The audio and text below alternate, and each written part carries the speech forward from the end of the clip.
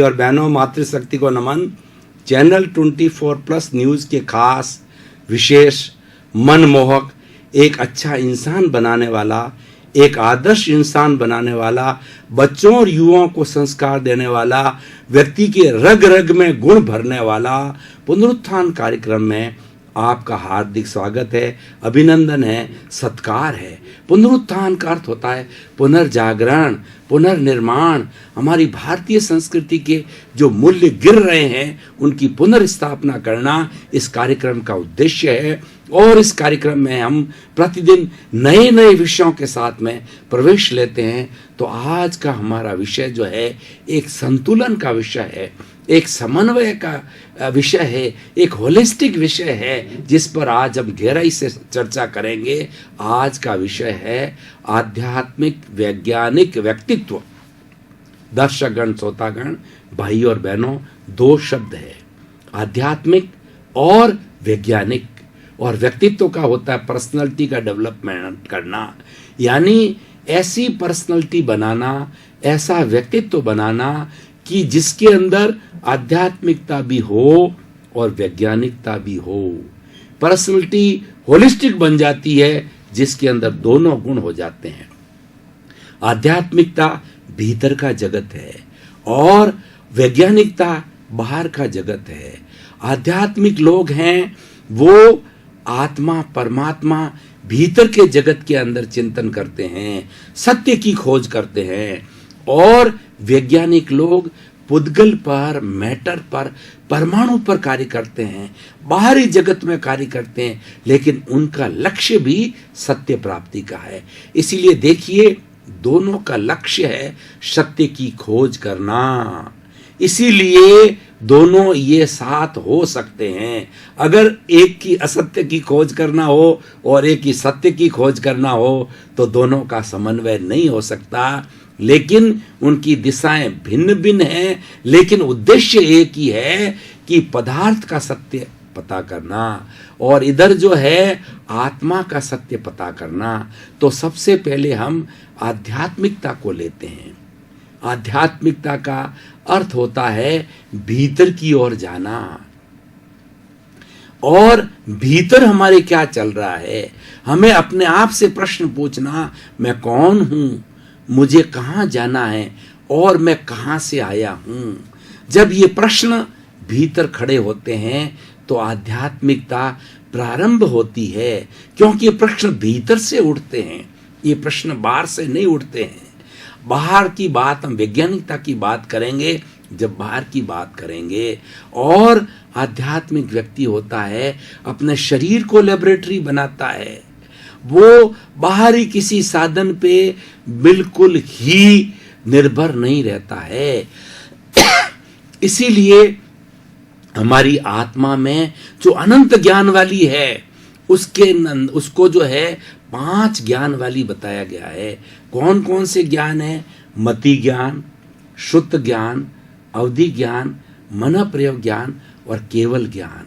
मति ज्ञान का मतलब मन और बुद्धि से किया जाने वाला ज्ञान, जो हम सोचते हैं या मनन करते हैं या बुद्धि से चिंतन करते हैं, वो सारा मति ज्ञान है। मति का मतलब ही बुद्धि होता है। शुद्ध ज्ञान, श्रुत का मतलब बोलना, जो बोलकर प्रवचन के माध्यम से, पुस्तकें पढ़ने के माध्यम से जो कोई भी ज्ञान किया जाता है वह श्रुत ज्ञान किया जाता है। श्रुत ज्ञान में हमें पुस्तक, स्क्रिप्चर या हमारी धार्मिक ग्रंथों का हमें स्वाध्याय करना पड़ता है, उनका आलंबन लिया जाता है, वो है श्रुत ज्ञान। दोनों में साधन की आवश्यकता है। मति के अंदर तो मन और बुद्धि, इंद्रियों की आवश्यकता है, और श्रुत के अंदर ये तो रहेंगे ही, लेकिन इसके साथ साथ के अंदर पुस्तकीय ज्ञान, जैसे कि हमारे धार्मिक ग्रंथों का ज्ञान, ये भी करना पड़ेगा, पढ़ना पड़ेगा, स्वाध्याय करना पड़ेगा। यानी दोनों के लिए साधन की आवश्यकता होती है। लेकिन जो बिना साधन का ज्ञान है वह अवधि ज्ञान। इस ज्ञान के अंदर हमारी इंद्रियां, मन, बुद्धि, शरीर, किसी की आवश्यकता नहीं होती है। भीतर विराजमान आत्मा जब शुद्ध हो जाती है उसको अवधि ज्ञान होता है।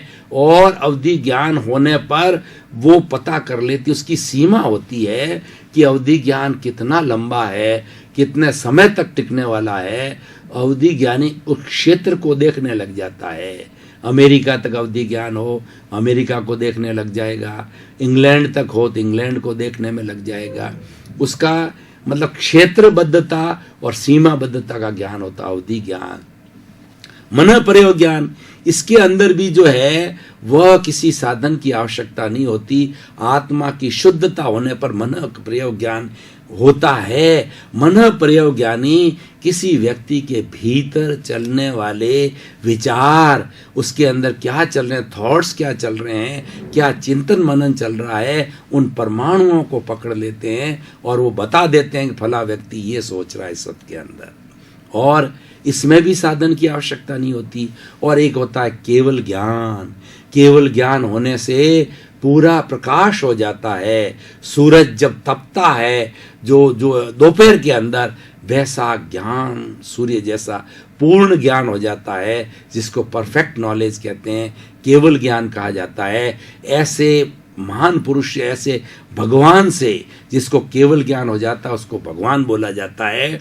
ऐसे भगवान से किसी भी वस्तु की, किसी भी चेतना की, वर्तमान की, भूत की, भविष्य की कोई अवस्था ऐसी नहीं रहती जो उसको ज्ञान नहीं हो। ये आध्यात्मिकता है। भीतर में जाने का अर्थ है श्रद्धा करना, ईश्वर में श्रद्धा करना, आत्मा में श्रद्धा करना, पुनर्जन्म में विश्वास करना। ये विश्वास का काम है इसके अंदर।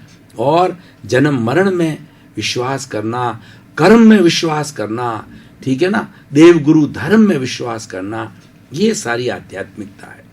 अब दूसरी बात मैं वैज्ञानिकता की बात करूं। विज्ञान बाहर के जगत में काम करता है, पुद्गल पर करता है कि पुद्गल जो है, अभी पूरी सृष्टि के अंदर जो जीव है, वैज्ञानिक लोगों ने 106 एलिमेंट्स जो है ट्रेस किए हैं।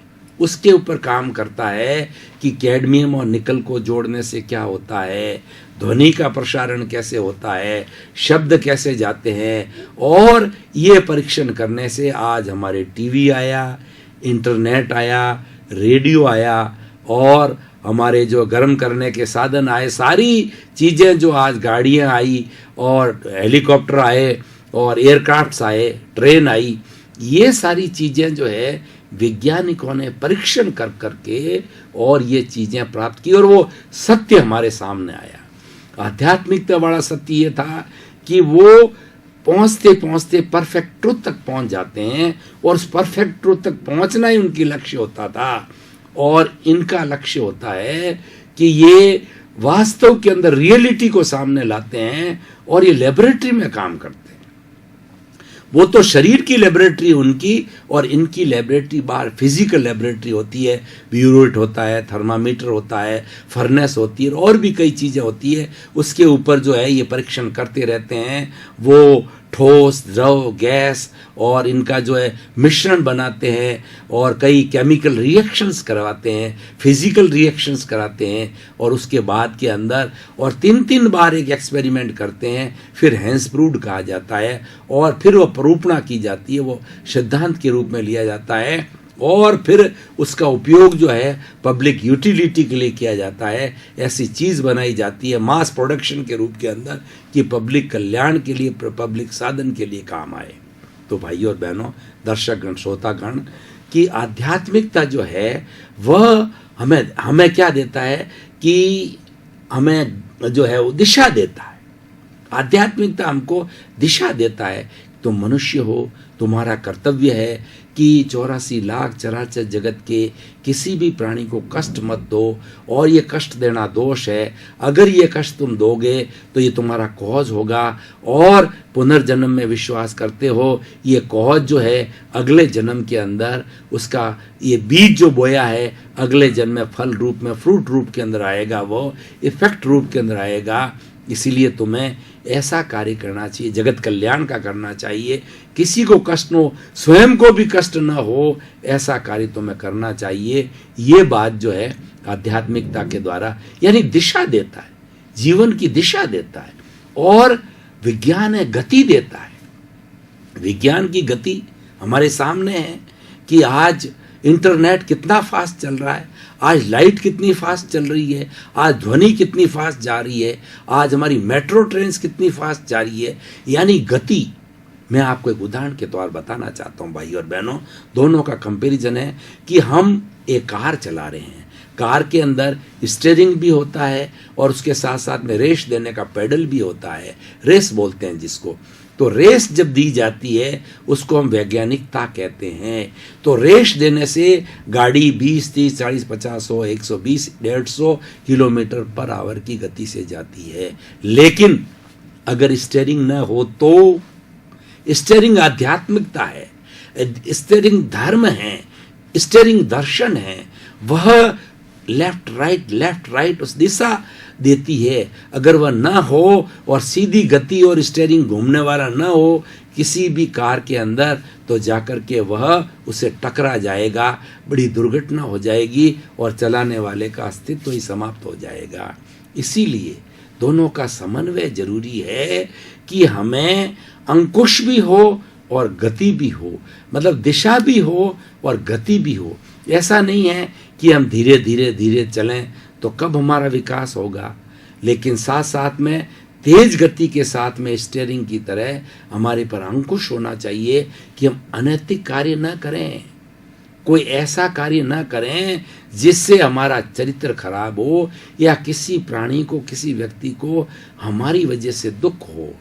क्योंकि खाली वैज्ञानिकता में काम करने वाला अगर उस पर आध्यात्मिक अंकुश नहीं है तो वह अहंकारी बन जाएगा, वो घमंडी बन जाएगा और वो अपने आप को बहुत बड़ा तानाशाह समझने लग जाएगा।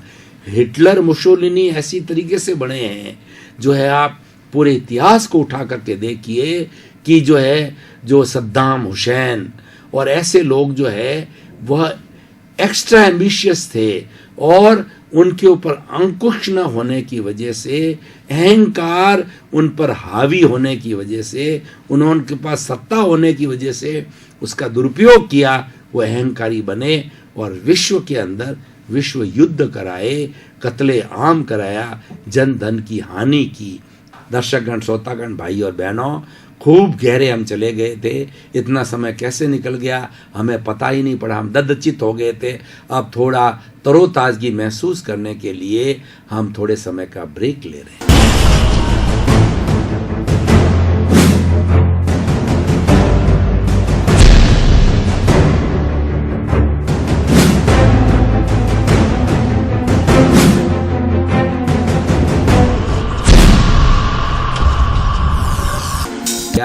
और ब्रेक के बाद में मानसिक रूप से, शारीरिक रूप से ताजगी महसूस कर रहे हैं और हम पुनः, हमारा निर्धारित विषय है, इस पर विवेचना प्रारंभ कर रहे हैं। तो बंधुओं, आज का विषय क्या है? समन्वय का विषय है कि हमारे में आध्यात्मिकता भी होनी चाहिए। आध्यात्मिकता हमारी श्रद्धा है, आध्यात्मिकता हमारी प्राचीनता है और वैज्ञानिकता जो है वो हमारी गति है, ये वर्तमान है। तो वर्तमान और प्राचीन का समन्वय, जहाँ समन्वय होता है वह होलिस्टिक होता है और ऐसा व्यक्तित्व जिसके अंदर की दोनों बातें हो, वह धार्मिक भी हो और वैज्ञानिक भी हो, तो वह एक बहुत अच्छा इंसान बन सकता है। मैं आपको कोट करना चाहता हूँ कि आइंस्टीन ऐसे वैज्ञानिक हुए हैं कि जीवन भर वो लेबोरेटरी के अंदर ही काम करते रहे। जब से होश आया है और जब से शरीर छोड़ा है, वो लेबोरेटरी के अंदर काम करके, और उन्होंने जगत को इतने इतने वैज्ञानिक अवदान दिए हैं।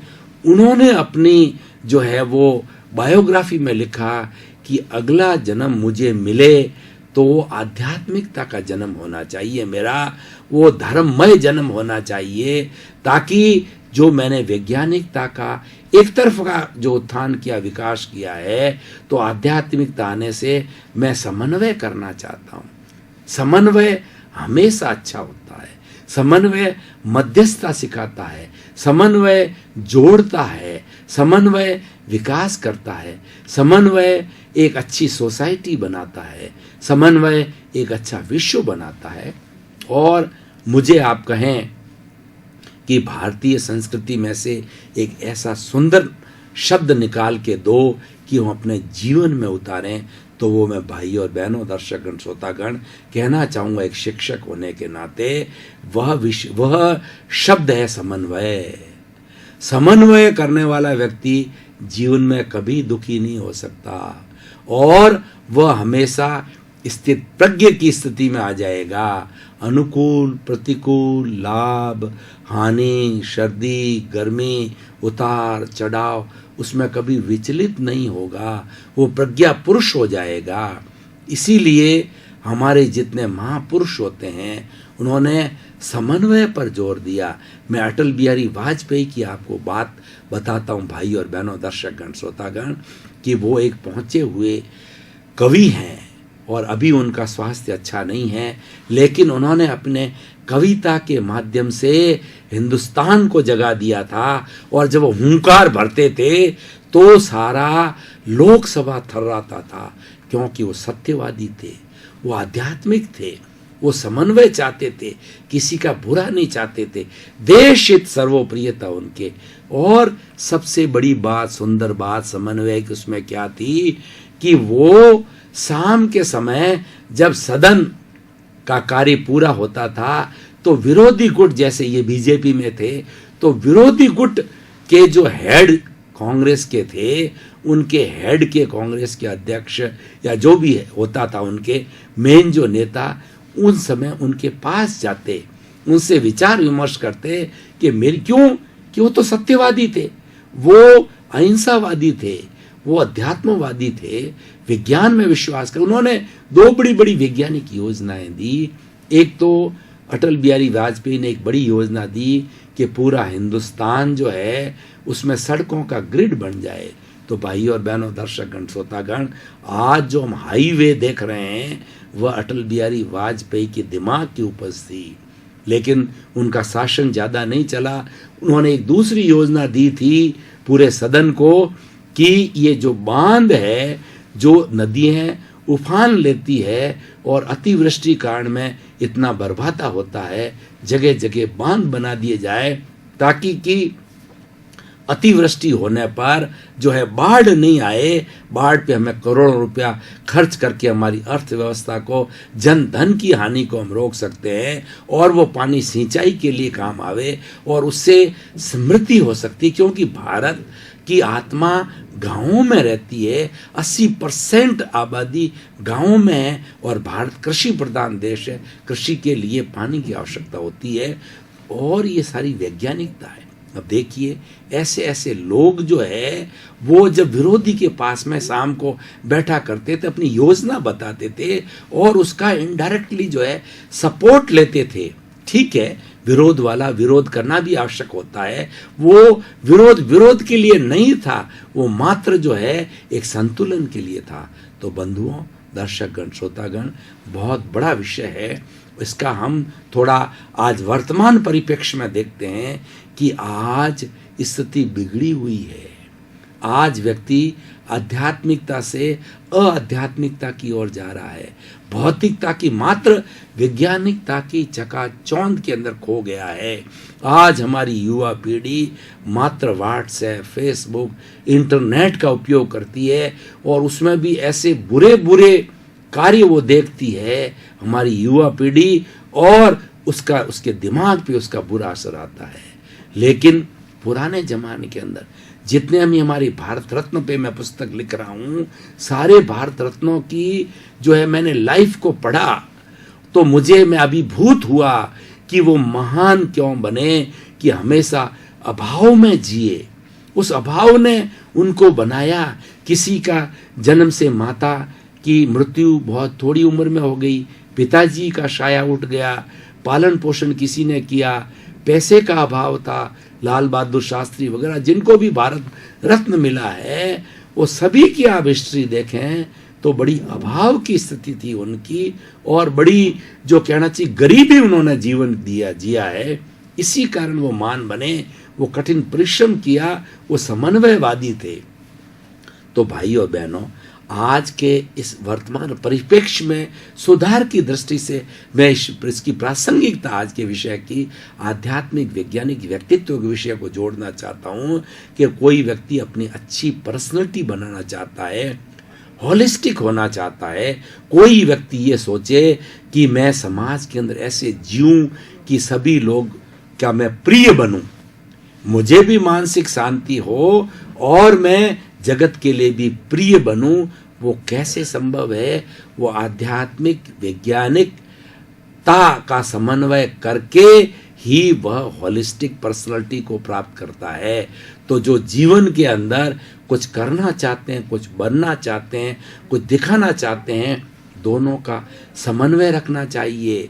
और ऐसे व्यक्तियों को जो कि आगे बढ़ना चाहते हैं, कुछ समय ईश्वर भक्ति के अंदर लगाना चाहिए, कुछ समय योग के अंदर लगाना चाहिए। उससे हमारी इंद्रियां संतुलित रहेगी, हमारा शारीरिक स्वास्थ्य अच्छा रहेगा, हमारे पॉजिटिव थिंकिंग होगी। इसलिए भाई और बहनों, दर्शक गण एक आध्यात्मिक वैज्ञानिक व्यक्तित्व बनाने के लिए मैं जब भी क्लास लेता हूँ तो सबसे पहले प्रिय मैं स्टूडेंट्स को 3 स्लोगन्स देता हूँ और उसी दृष्टि से बात करता हूँ। थिंक पॉजिटिव, डू पॉजिटिव और बी पॉजिटिव।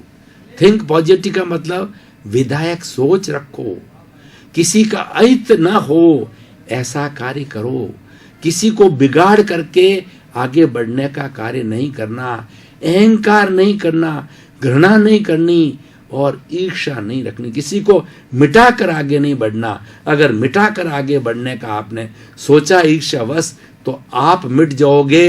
जिसको मिटाना चाहते हो उसका कोई भी बिगाड़ नहीं सकता, क्योंकि कहा गया है जाको राखे साइया मार सके ना कोई, बालन बाको कर सके जो जग बैरी होए।